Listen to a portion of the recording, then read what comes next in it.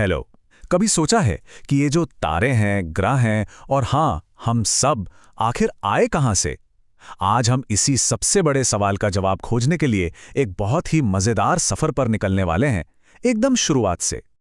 तो चलिए, आज इसी सवाल का जवाब ढूंढते हैं।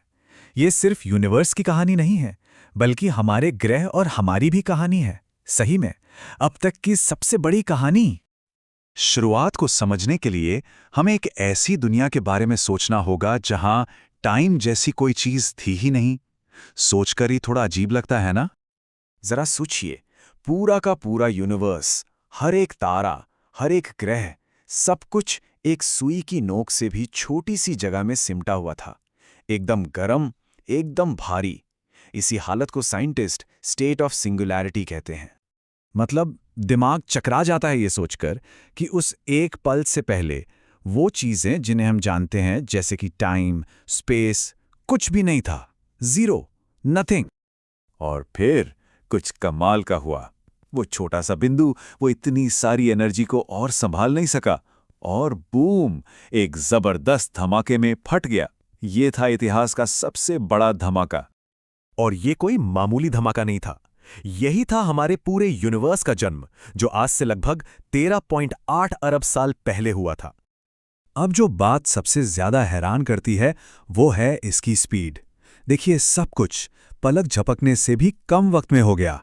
1 सेकंड के अंदर ही यूनिवर्स की हर चीज को बनाने वाले पहले बिल्डिंग ब्लॉक्स तैयार थे। तो उस महाविस्फोट के बाद हमारा यूनिवर्स एक बहुत बड़ी किचन की तरह था, और अब इसमें दुनिया की पहली रेसिपी पकने वाली थी। तो रेसिपी बहुत सिंपल थी। सबसे पहले क्वार्क्स नाम के छोटे छोटे कण बने, फिर ये क्वार्क्स जुड़कर प्रोटॉन और न्यूट्रॉन बन गए, और फिर इन दोनों ने मिलकर बनाया सबसे पहला एटम, हाइड्रोजन, ब्रह्मांड का सबसे जरूरी एलिमेंट। बस कहानी यही नहीं रुकी। हाइड्रोजन के एटम आपस में जुड़ने लगे और उन्होंने बनाया दूसरा जरूरी एलिमेंट, हीलियम। अब यूनिवर्स के पास तारे बनाने के लिए 2 मेन इंग्रेडिएंट्स थे। लेकिन ये गैसें बस ऐसे ही नहीं तैर रही थी। नहीं, ग्रेविटी यानी गुरुत्वाकर्षण ने अपना काम शुरू कर दिया। उसने इन गैसों को एक साथ खींचना शुरू किया, जिससे गैस और धूल के बड़े बड़े बादल बन गए। इन बड़े बड़े बादलों को हम नेबुला कहते हैं, और ये एक तरह से स्टार्स और प्लैनेट्स की कॉस्मिक फैक्ट्री हैं। यहीं पर नए तारे और ग्रह पैदा होते हैं।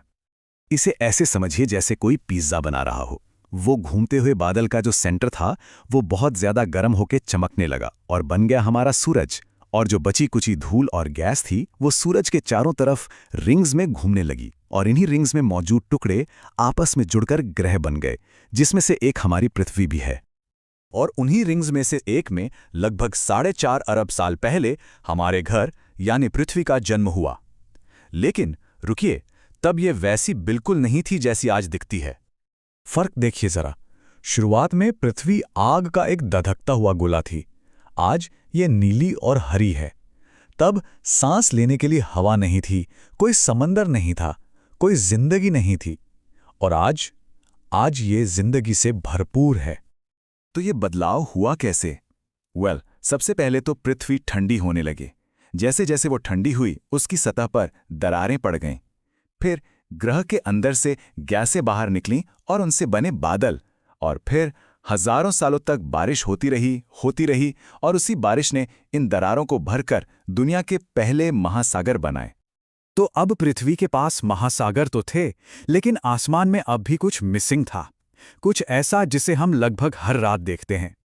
हमारी युवा पृथ्वी ज्यादा समय तक अकेली नहीं रहने वाली थी। एक बहुत बड़ी घटना होने वाली थी, जो हमारे ग्रह को हमेशा के लिए बदलने वाली थी। पृथ्वी से एक और विशाल चीज टकराई, लगभग एक ग्रह जितनी बड़ी। इस जबरदस्त टक्कर से हमारी पृथ्वी का एक बहुत बड़ा हिस्सा टूटकर अंतरिक्ष में बिखर गया। और फिर से ग्रेविटी ने अपना जादू दिखाया। उसने उन सारे टूटे हुए टुकड़ों को एक साथ खींचा।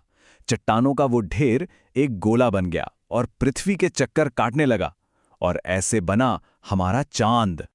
तो सोचिए, एक छोटे से बिंदु से शुरू होकर तारों ग्रहों से भरे इस ब्रह्मांड तक, और यहां तक कि हम तक, यह सफर, क्या ये अब तक की सबसे बड़ी और सबसे कमाल की कहानी नहीं है?